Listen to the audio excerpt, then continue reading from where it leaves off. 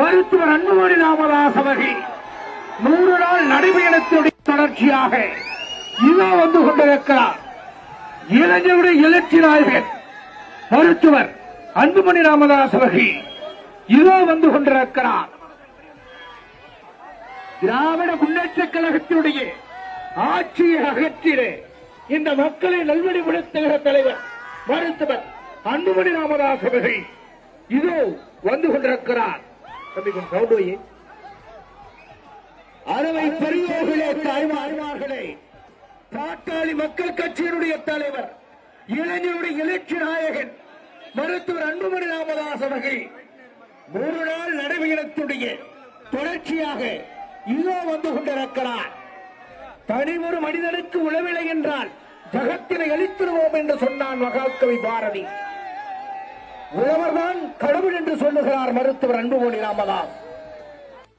100 நாள் நடைபயணத்துடைய தொடர்ச்சியாக இதோ கீழ்பெண்ணாத்தூரிலே நடைபயணம் மேற்கொண்டு வந்து கொண்டிருக்கிறார். இளைஞருடைய எழுச்சி நாயகன் மருத்துவர் அன்புமணி ராமதாஸ் அவர்கள் வந்து கொண்டிருக்கிறார். அருமை பெரியோர்களே, தாய்மார்களே, ஒருவனை ஏமாற்ற வேண்டும் என்று சொன்னால் அவன் ஆசையை தூண்ட வேண்டும்.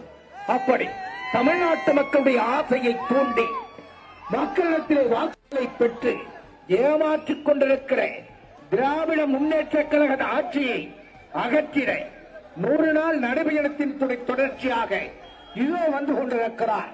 பாட்டாளி மக்கள் கட்சியுடைய தலைவர் இளைஞருடைய எழுச்சி நாயகன் மருத்துவர் அன்புமணி ராமதாஸ் அவர்கள் வந்து கொண்டிருக்கிறார். எங்க ஒரே ஒரு பக்கமா வாங்க, எதுக்கு வரீங்க? ஒரே பக்கமா வாங்க, தலைவருக்கு பின்னால் வாங்க தயவு செய்து. அருமை பெரியோர்களே, பெருமைமிக்க தாய்மார்களே, இதோ பாட்டாளி மக்கள் கட்சியினுடைய தலைவர் மருத்துவர் அன்புமணி ராமதாஸ் அவர்கள் 100 நாள் நடைபயணத்துடைய தொடர்ச்சியாக இதோ நம்முடைய கீழ்பெண்ணாத்தூரிலே மக்கள் வெள்ளத்திலே வந்து கொண்டிருக்கிறார். திராவிட முன்னேற்ற கழகத்தினுடைய ஆட்சியை அகற்றிட தமிழ்நாட்டு மக்களுக்கு விழிப்புணர்வை ஏற்படுத்திட நடைபயணம் மேற்கொண்டு 100 நாள் நடைபயணத்தினுடைய தொடர்ச்சியாக பாட்டாளி மக்கள்